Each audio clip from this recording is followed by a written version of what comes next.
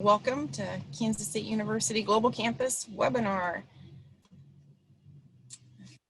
Coming in, excellent. Okay, well, it is 8 o'clock and I'm Jennifer Fortmiller. I wanted to, again, once more, welcome you to Kansas State University webinar about transferring to our Global Campus online programs. We've got a great program planned for you tonight.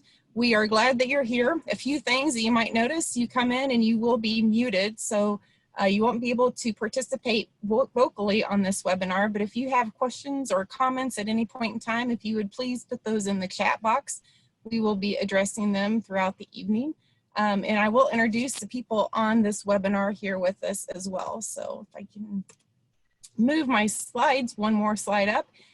So I'm Jennifer Fortmiller, the one listed down at the bottom. I'm the enrollment and admissions coach for Global Campus. And what that means is I help students that are prospective students looking to attend K-State Global Campus, answer their questions about the admissions process, and kind of get them figuring out what plan and program that they want to participate in, what's the best fit, and how to go about applying to K-State. We also have a speaker with us tonight, that's Dina Kaur. She is the Assistant Director for Transfer Students at Kansas State University, works very closely with the admissions office and with recruiting transfer students as well. So we're going to present a lot of the information tonight and hopefully be able to answer your questions. So we will keep going through here. The purpose of tonight's webinar is that we want to review and explain that application process. We want to help you with that transfer process, explain all of the ins and outs of that, and then answer your questions about the entire process of applying to a K-State program. And ideally, we're going to be dealing with Global Campus online programs, but we can also answer other questions if you have them as well. So the agenda, we're going to define who transfer students are tonight. We're going to tell you why K-State is a great choice for you and what office to connect with and contact if you have questions. We're going to talk about how to apply and transfer, all the things that go along with that, including evaluating transcripts, trying to take your credit by test, any prior learning credit that you have, military credit, and if you happen to have international credit as well, how we can get that all to work with the transfer process. And then we're going to briefly touch about the admissions and the enrollment process once you become admitted to K-State. So without much further ado, we're going to launch, or I'm going to try to launch here, one of the first polls. Are you interested in K-State taking classes online, on campus, or haven't decided yet? So here is a poll that should be on your screen right now. So if you don't mind taking a couple seconds to fill that out, should be pretty easy, but kind of gives us an idea of where we're at and the audience that we have tonight. Looks like we've got quite a few people that have voted already. Getting a couple more in there. So right now we've got 92% online, 1% haven't decided yet. That is perfectly fine. I'm going to share those results and then we're going to keep moving right on. But that kind of gives us an idea, and that's kind of what we were thinking about. We advertise this to the Global Campus student population, so that makes sense that a lot of you are interested in taking classes online. Okay, move on to another question. And I did want to say that if you are interested in applying to K-State for fall 2020, because you've attended this webinar, we will waive your application fee, a $40 application fee. We'll waive that for you for all of our online programs except dietetics. And I hate that we're not able to waive that application fee for you, but that priority deadline has already passed. It was a June 1 deadline anyway. And so we're unable to waive that application fee. But for any of the other online programs at K-State Global Campus, we can waive your application fee, and we'll give you more instructions about that later on as well. And what you probably have already known, transfer students are people considered to have more than 24 hours of regionally accredited college credit. So that's how we will define a transfer student at K-State, is if you've completed more than 24 credit hours. A lot of times, transfer students have to change their institution for a variety of reasons. It could be that the school wasn't quite the right fit. Maybe the accreditation standards weren't right one. Maybe you changed your mind on your major and wanted to go to a program that has a very specific type of a major. So a lot of reasons why a student may transfer could be because you're moving to a different location, or you're looking for a program that is available in the online format, so you need to find a program like that. So a lot of reasons why you'd be a transfer student, and we love transfer students. We love to work with them. We love being able to bring them into K-State at any point. They can also become a K-Stater and a K-State graduate. We've also found, and research has proven this, that most people entering the online programs, 87% of them will bring in transfer credit. And we have seen that with our K-State Global Campus students as well. Nearing 85 to 90% of our students in our programs do have transfer credit that they're bringing in. And this is documented by WES and ASLAN market research. It's very common for people to bring in transfer credits when they're looking for a program. So I'm gonna launch another poll. We're gonna see, kind of for kicks, how many institutions that you might be bringing in transfer credit from, to see if by chance you're along with the average of other people. So I'm gonna launch this poll just to see, kind of interested, do you have any transfer institutions? What kind of is the average? We've seen anywhere from 1 to 14 institutions that a student would bring in. So there's a lot of different variations of how many transfer hours that you may bring in transfer institutions. And what I'm kind of seeing here is 2 seems to be the most popular. We've got 8 people that bring in 2 institutions. We've got some that bring in 1, some that bring in 3. So you guys are very much a part of the average. I'll share that result real quick so that you can kind of see what's going on there. So that is very typical to have anywhere from 1 to 4 different types of institutions. Like I've said, we've had some students bring in as many as 14. I think I've had 1 student bring in 21 different transfer institutions. So we see a lot of that. Okay, we'll keep moving on down. So why would you want to transfer to K-State Global Campus? Well, we think we've got some pretty unique undergraduate online programs. We've got 13 of them. Hopefully one of those is a really good fit for you. We'll talk about those 13 in a second. We also know that having a flexible schedule to earn a college degree is pretty important to people today. If you've got family, work responsibilities, you can still become a K-State online student and earn a degree while you're doing the work and family responsibilities at home. We also know that learning on the go is very popular, and our courses are very mobile friendly and give you access to do that sort of thing. And we also know with the recent COVID-19 concerns that online learning is a way that you can still maintain social distance and complete a degree. So KState Online is here to help you finish up your career goals. So talking about the 13 online degrees from K-State, we'll run through them real quickly. Animal science and industry.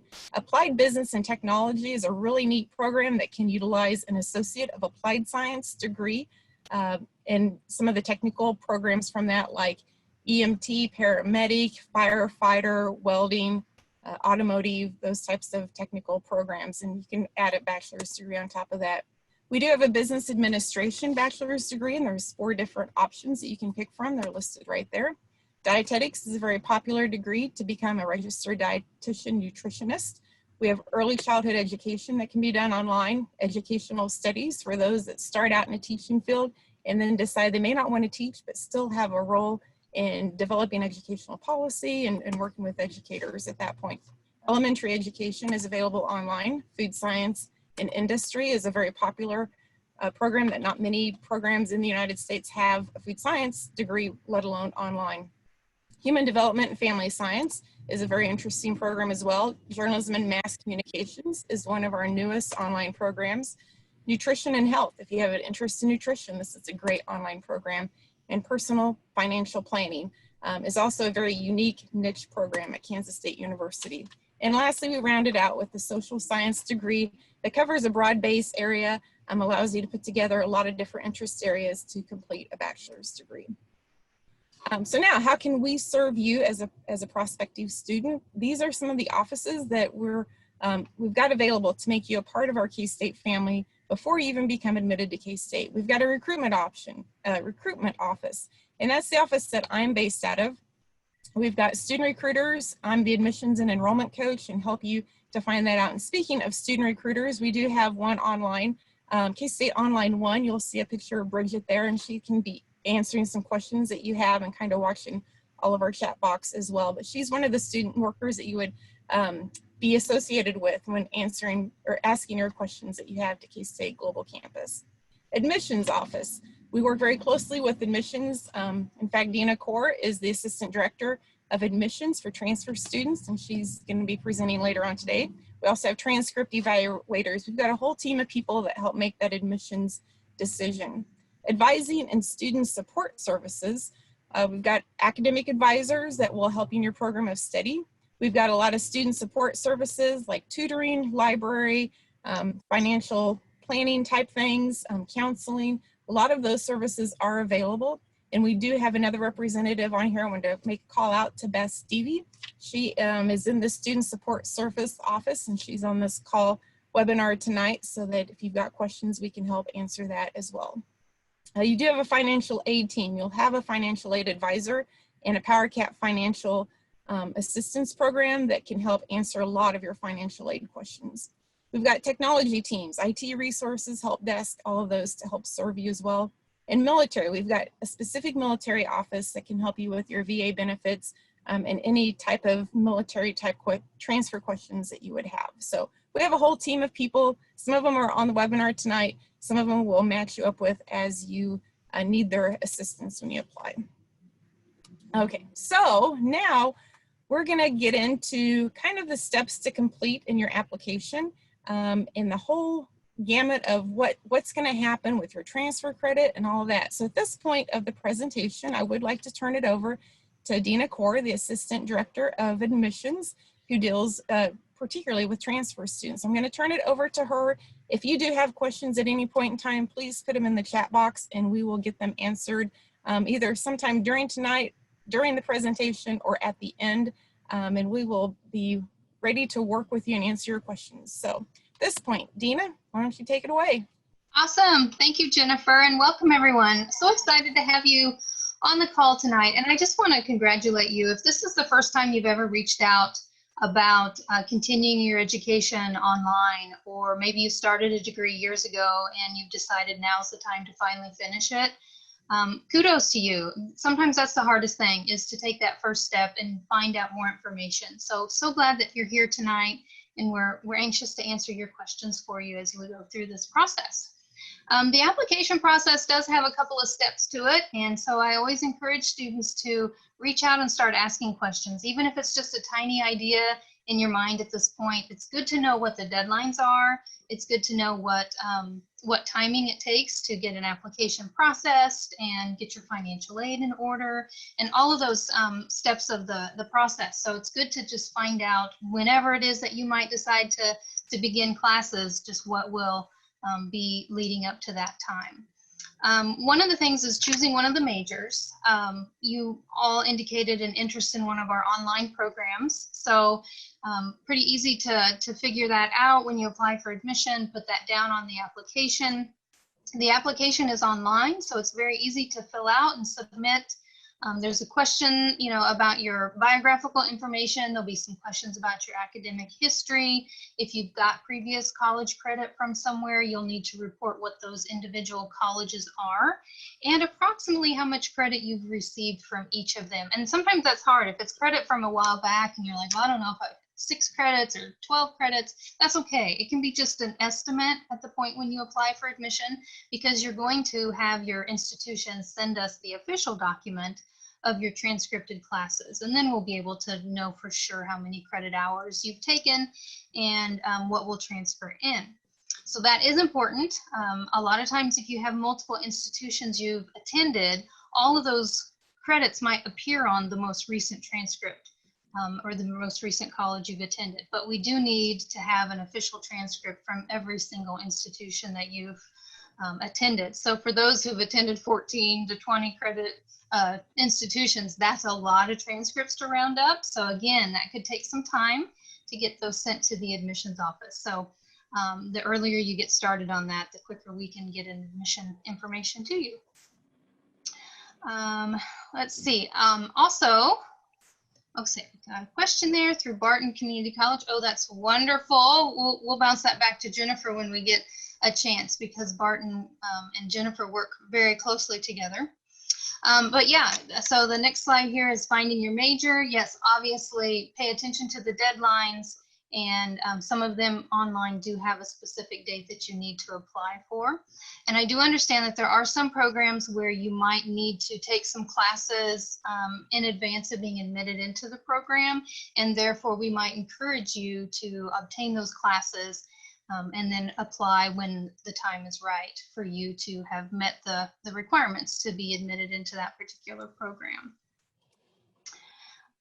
Okay, and then yes, applying, the application is online, all of those previous institutions that you've attended, and there's also an application fee. So as Jennifer mentioned, there is a $40 application fee for domestic students, and that is due at the time that you apply for admission, so you can pay it online, or you can also mail a check if you'd like, but most people like to use the convenience of paying online.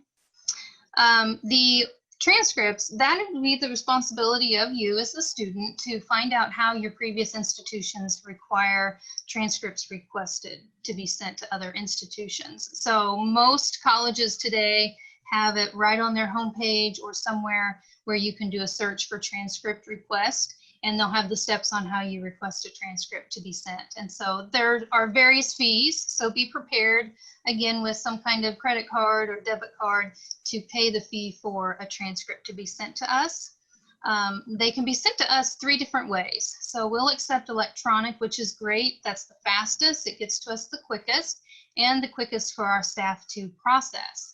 But if the institution doesn't do electronic transcripts, that's okay. We'll still accept them in old-fashioned snail mail, and we'll even accept fax transcripts as long as we can tell that they came directly from the registrar's office or the records office at the other institution. So, but electronic is by far the quickest and most convenient, and sometimes it's the free option at a lot of institutions. If you also have military credit, it would be important for you to send your military transcript. We do award credit for military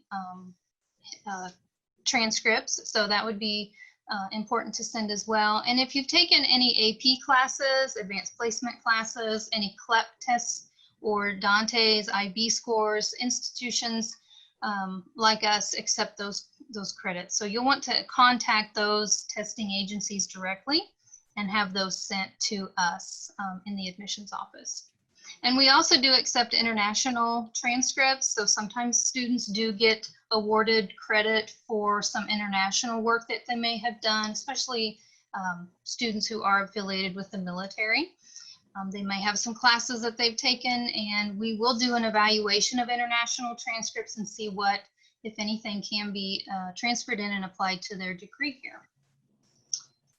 All right, so how do courses transfer? So we do have a couple of tools online, and Jennifer can pull those up here in a second whenever she wants. We do have what we consider a course by course type of search. So if it's an institution that we've already transferred in credit from, then you can see, well, college algebra at XYZ institution transfers into K-State as college algebra. So some things are very easy. Jennifer's going to pull up Barton County Community College, and we'll take a look at that. So obviously schools within the state of Kansas, we have a lot of transferability with, and so we've evaluated a lot of credits, so we know how those courses transfer in. But as we know, with a lot of our global students, they're from all over the country, and so there may be some institutions on our list that we don't have a lot of courses listed, but that's okay. We will still evaluate all of your transcripts course by course and make an assessment of how those courses would transfer in. So just because you might not see them listed on our equivalency tool, that's okay.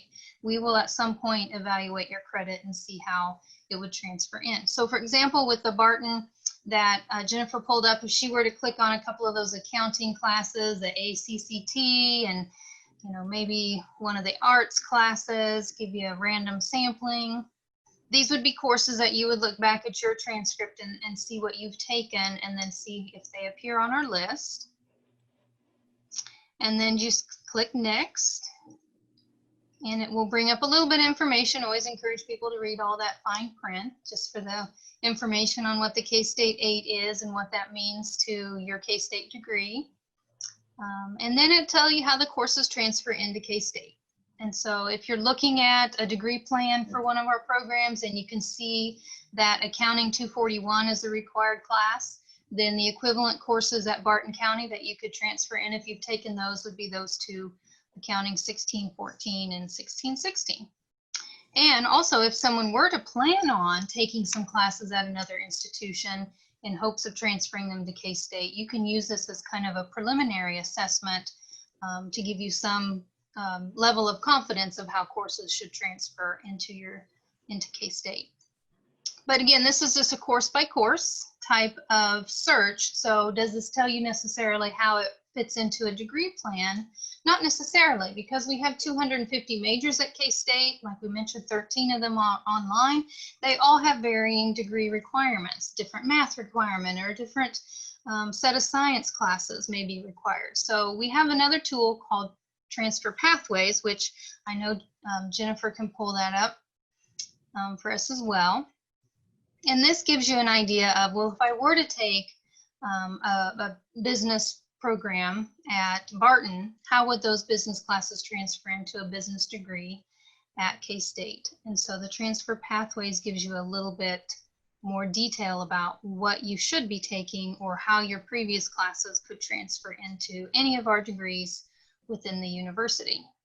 So I think food science is probably on there. That might be a good one. Or early childhood, I saw that one pop up, or elementary ed. There you go. And this also has a great contact person listed at the top. So if you had questions specifically about the degree plan, you can contact that person. They are familiar with the pathways and can visit with you about transfer credit. It tells you a little bit about the program itself. If there's any special requirements or things that transfer students should be aware of, they'll be listed there. And then if there's different options within the program, typically they'll list those there and then also give you links to go out to their website to look at more detail about it. And then what everybody loves about the pathways, in addition to the KState 8 that is explained there, is the actual courses that are required for the program. So you'll see in this one that there's English courses, there's communication courses, and then what the equivalent at Barton County would be, which is kind of awesome. And it looks like they're doing a little work on their pathways and updating them. I can see this heading. They're wanting to make sure they keep the right one. I love that. But then if there's a required, like at the top in some of those headings, like the humanities and social science, this is not everything that could possibly transfer in to fit that requirement. So you could reach out to the person at the top of the pathway and ask, well, I've taken this course, but it's not on your list. Would it satisfy that requirement? And they'd be able to visit with you about that. And then it also lists the different icons for the KState 8. So for all of our KState students, when they graduate, they are expected to have met all 8 of those little colorful icons. And so as you can see, a lot of the courses that are listed here have 2. And so that's a great thing. If you can hit 2 requirements with just one class, then that's a great way to plan it. And that's another reason why these pathways are really helpful, because they've kind of designed them to be the most efficient for the student if you were going to plan ahead and choose some classes to transfer in. And then also, if you're just kind of curious some programs do have a GPA requirement. So in an example, food science has a requirement there on a particular level of courses for their degree. So yeah. And those are specific classes to the upper level food science courses. So if you wanted to see, well, what would the entire degree plan look like, start to finish, those upper level classes, a lot of those you'll see are not equivalent at a community college like Barton. So those would be the ones that would be usually in your junior and senior years at KState. Right.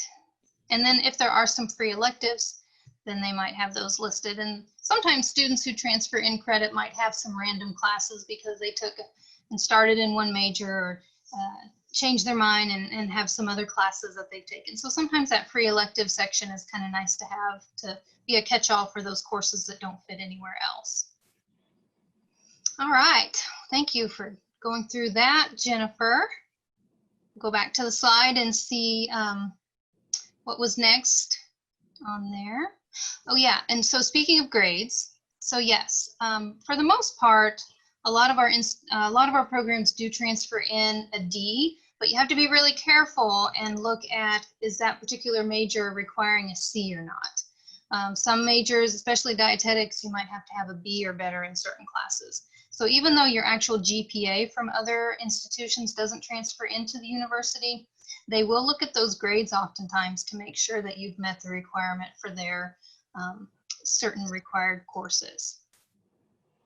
And like I said, the GPA doesn't transfer, but it is needed for the admissions decision. So for most of our programs, a 2.0 is a required GPA for an incoming transfer student, and that's an average of everything you've ever taken.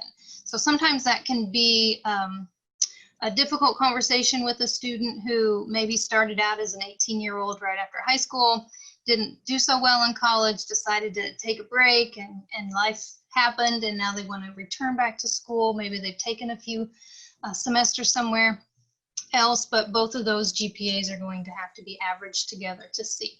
We do have some exceptions and some coaching that Jennifer and myself can help students in that situation. So don't be afraid to reach out and ask. No one should be ashamed or embarrassed of their previous academic background. We've all been there.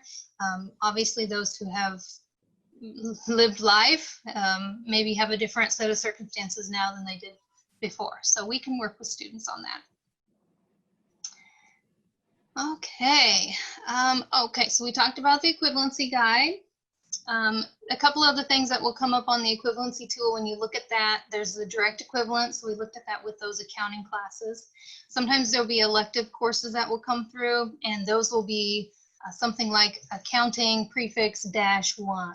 And so that gives you an example of a course that transfers, but we don't have anything exactly like that course. So it might be used as an elective, it might be used as an actual course requirement in the program, just kind of depends on your major and what you and your advisor will discuss during your advising appointment.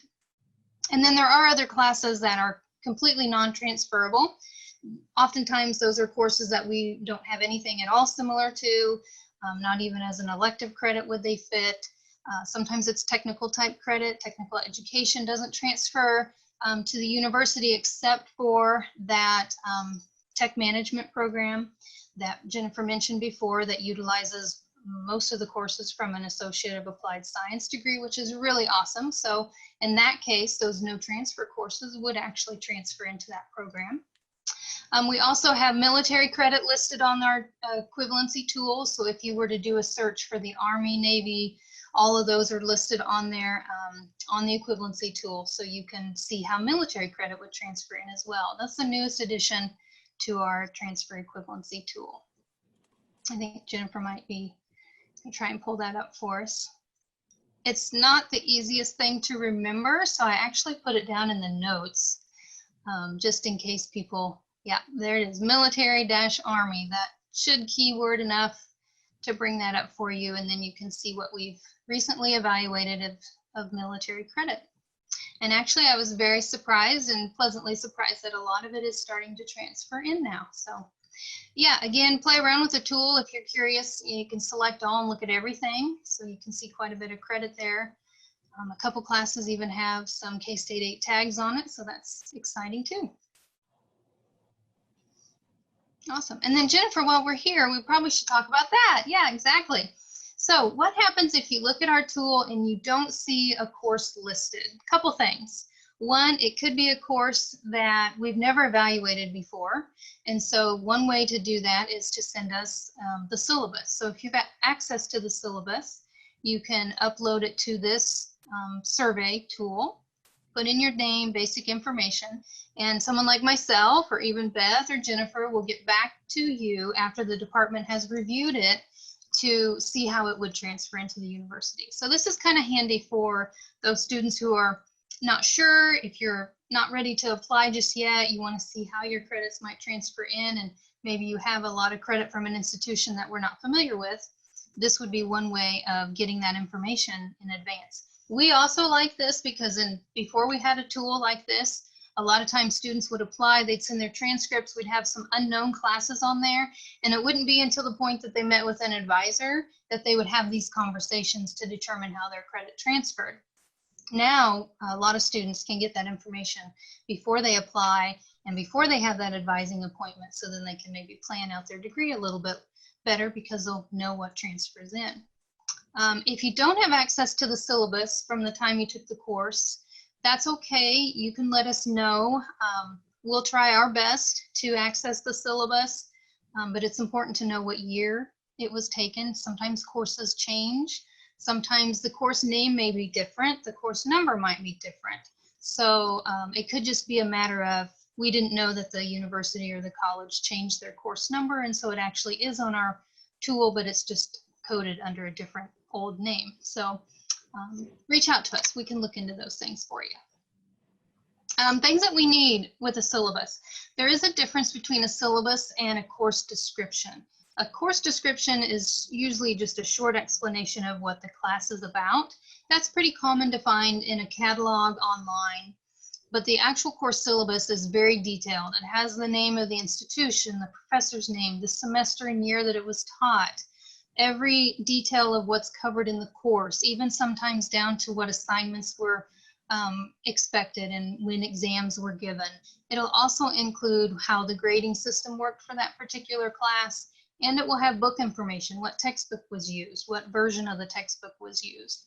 So usually if students need to obtain the syllabus, if they no longer have it, you can reach back out to the department or the registrar at the institution. If you remember the professor's name, that's even better. They can probably pull it out of their files. But somewhere within the institution, someone should have access to a syllabus, or at least remotely similar to the time frame that you took the course, to give us some guidance and some place to start. Okay, there are some other tools that we can go through, or you can look in your own. The Prior Learning website has a nice chart for determining how AP credit is transferred into the university, CLEP, Dante's, and IB. You need to know when you took the tests, so it is done by year. So you'll want to fill in the year.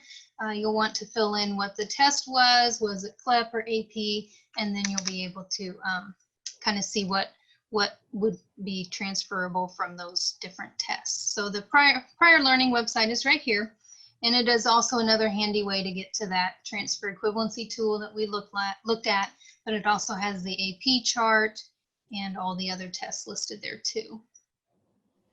So yeah, pretty handy stuff there. All right.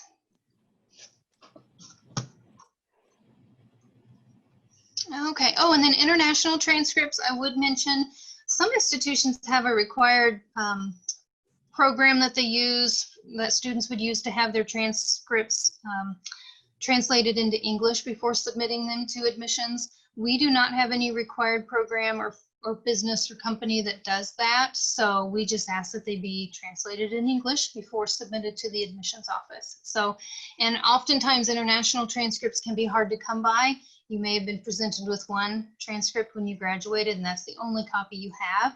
That's okay. We can accept copies of international transcripts, but that would be the only time that an unofficial copy that's been in your possession could be accepted for admissions, is for international. All right, so scholarships and financial aid. We have a very robust scholarship and financial aid program at K-State. We do have specific scholarships for global students. Oftentimes when you think of scholarships, those are usually reserved for the traditional student who is taking a full load, 12 credit hours or more per semester. For our online students, that's not the case. We have scholarships for students who are in few as 3 credits per semester, because we know learning in an online environment is different.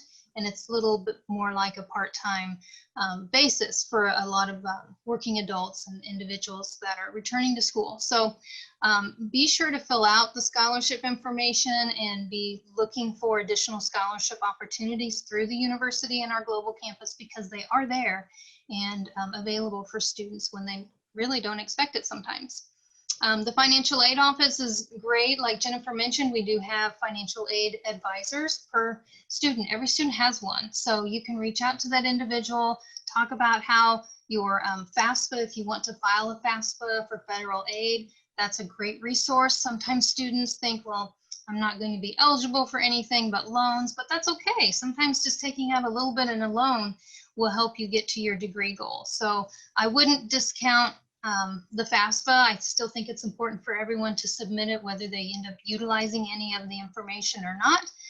But it is there all on our financial aid website, that k-state.edu/SFA will take you to all of our great resources that have to do with scholarships and financial aid, as well as a link out to the FAFSA and some tips and videos on how to submit the FAFSA if you've never done one before, or if it's been a while since you've submitted one.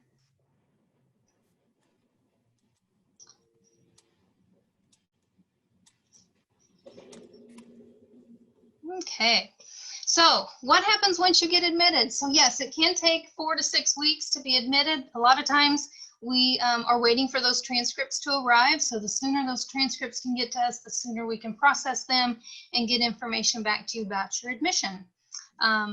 With Global Campus, you can get a plan from an advisor within 2 weeks of being admitted. And that way you can talk about what your plan would look like. When would you need to be registered for classes? They'll go over a lot of other information with you as well, like how to log into your student account. We call that cases at K-State, and how to run a degree audit, which is also called DARS. So the role of the advisor is not just to tell you what classes to take, but also to help you navigate all the new things about K-State and what it takes to be a student and a successful student. So they'll connect you with resources about online tutoring and how to access the VA office if you need assistance with military benefits. But they'll be there to coach you every step of the way and give you information about careers and opportunities to take advantage of. We have online career fairs. We have a lot of resources that our on-campus students get to enjoy, but we've moved them to a global environment so all of the online students can benefit as well. So your advisor is going to be with you to help you through all of that. And of course, help you enroll, get you enrolled in your classes and on your way. Okay, so I can't say this enough. Start early. I think it's great that you've reached out to get information tonight. Now you have an idea of where to start. You've got some friendly faces here to help you with that process. It's important to start contacting those institutions and find out what it takes to get transcripts sent to us. And of course, review the transfer credit tool if you're curious on how your classes would transfer or want to see what degree requirements for a various degree might include. You can use the pathways for that. Also, if you do want to check out how your courses would transfer if they're not listed there, it'd be a good time to start finding out how to get that syllabus if you don't no longer have it. And then of course, stay in contact with your admissions rep. So we're here to help you with that and eager to help you. And I see a chat coming in about for international students, non-English speakers. Yes, so we do have a website just for international students, and there's some good information about what TOEFL scores are required. So I'd be happy to follow up with you a little bit later if you'd like to do that. So that's a good question, but yes, we do accept TOEFL.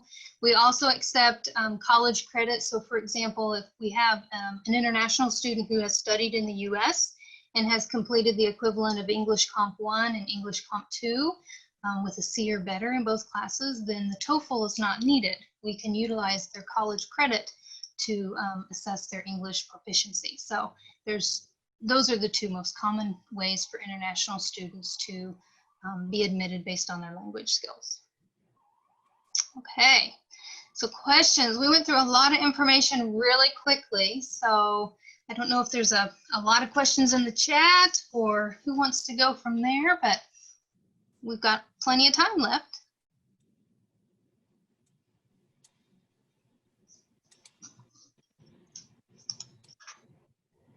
see. Someone's going to finish up at Barton in December. Wanted to start spring 2021. That's fantastic. Okay, so important thing is you can apply now. The application for admission for spring 21 is open and available. So that would be your first step, Angelique, is to just get online and fill out the application, pay the application fee, and then ask Barton to send an official transcript to us. If you have credit from any other institutions, make sure you contact them as well and have those sent. But so basically in your situation, you can be admitted based on what you've completed so far. And then at the end of the fall semester, you'd want to have Barton send another transcript to us. So in this case, you would send us two, one so you can get admitted now, and a second one when you're all done at Barton and want to transfer in that final semester of credit. That way you will be done long before any deadlines for the spring term. You'll be able to get enrolled as soon as possible when that window opens. So yes, now would be a great time to do that. Good question. All right, Jennifer, is there anything here that you want to jump in? There's another one about who would I talk to about specific major questions. The School of Education application requirements. Okay, yeah, I can grab that one. So I believe on the Global Campus website, there is probably a specific individual that you can contact, or you can just email online at ksu.edu and we'll get you connected with the appropriate person. So that online at ksu.edu would be really easy to remember, and just get that question sent to us and we'll get it to the right person that they get back in touch with you. Good question. Yes, so at Global Campus, we do have specific admissions reps that will work with each of those individual college programs. So like the College of Education, where you can apply for that, we would get you in touch with that admissions rep. You can go ahead and apply. There are some GPA requirements to be admitted into K-State as a 2.0, and that's the same for the College of Ed. Business, dietetics, those all have a little bit higher GPA requirements to be admitted into their different programs. But hopefully that helps answer your question. If not, we'll attempt it again, or feel free to email online at ksu.edu and we'll try it again. I see another one on there, Jennifer, that might be a good one for you. I'm gonna skip down the one about the beef food auditor. That's not my wheelhouse, so I'll let you respond to that one. Okay, so this is the one about what majors you recommend if I want to be a food auditor in food-related manufacturing industries. I think their food science is obviously a very good program that would give you a lot of the background for that. Animal science is also another potential degree program that would get you suited well for that. There is a the option in animal science, which would be food. Now it's slipped my mind. Food production. Somebody help me out. Anyway, animal science option does have a good one for that, so that you can be related in the food industry. So food science or animal science would be two really good programs for that particular major. The question from Cynthia about, is there enough time to start classes for fall 2020? Absolutely. I would say Jennifer would probably have a better idea if there are certain deadlines that have passed for the online programs, but for on-campus programs, there's definitely still time. Absolutely. So the dietetics program, that priority deadline was June 1st, but all the other majors at K-State Global Campus, those deadlines are going to be August 1st. And that is putting a pretty big crunch because classes are going to start August 17th.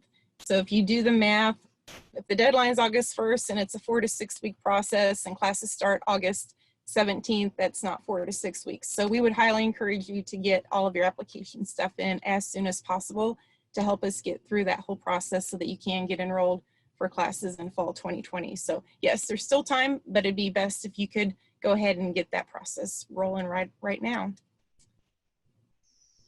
I'm going to skip up and look at Natalie's question about, does the bachelor's degree state my education was completed online? I do not believe so when it comes to K-State. So no one would ever know whether you were on campus or online for your degree program. Nope, the diploma says Kansas State University, Bachelors of Science degree, and it would not say online or on campus. There's no differentiation. Good. There was a question from Natalie about transferring from Murray State in Kentucky. Will my employment experience transfer into credit? That again is probably going to be dependent on the program that you're going into, and likely not a lot of that will be transferable. Dina, do you want to add to that? Yeah, that's really tough. That opens up a whole conversation that the entire country in higher education is discussing about how that prior learning experience can be applicable to a degree. I think it's always worthwhile to bring up the question and ask about it. You never know. You might actually get some credit for it, but you don't know until you ask. So I can't really say for sure at this point. Every program is different. Everyone's background and experience is going to be different, but it's definitely something worth asking someone about, definitely. See another question from Ruby about you don't have an associate's degree, what you need it before transferring into food science. You don't necessarily need the associate's degree, but food science and animal science are two programs that you do need to have 30 credit hours completed before you come to the KState Online program. Those two programs are what we call Bachelor Degree completion programs. So we're only doing the completing part. You would have to have 30 credit hours coming into that program. And there's some very specific hours for those 30 credit hours. So while you wouldn't need an associate's degree, it doesn't hurt to have one. And you can pick up those credits along the line too. So either way, it would work for us. But just reach out to us and we'll help you find the right classes and the right places to get those.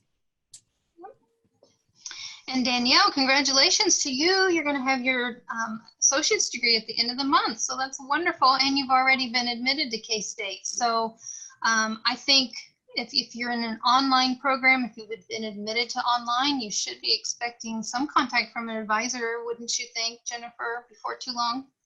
Yes. And I don't know what degree you were admitted into, but there is a little variation on how quickly the advisors get back to the students, but yeah, it shouldn't be too much longer. And we can, after tonight, we can follow up with your advisor too to make sure she reaches out to you here pretty quickly. Laura's question about transcripts have been translated into English, but done a few years ago. I don't believe there would be any problem with that. So I would say submit what you have. And if there is something that the admissions office, when they process it, has any questions about it, they'll reach out to you and see if there's anything additional that you can provide to them. So yeah, go ahead and send what you have. That's great. Jordan's question about, can I still apply while waiting for my official transcripts? Absolutely, yes. So when you apply for admission, it's like you're extending your hand saying, I'm interested. And so we'll process the information. We'll get an account made for you. You'll have a K-State email address created for you. And then as those transcripts get requested and the institution gets them sent to us, and we'll just add them to your file. So yes, the first step is to apply. And then once all those pieces come rolling in and everything's in, then you'll get your final admission decision and letter in the mail. Great question.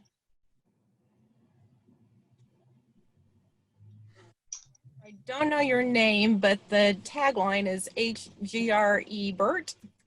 So you'd asked about the dietetics deadline date, and it was June 1st. The next one is going to be November 1st, so that you could be admitted into spring 2021.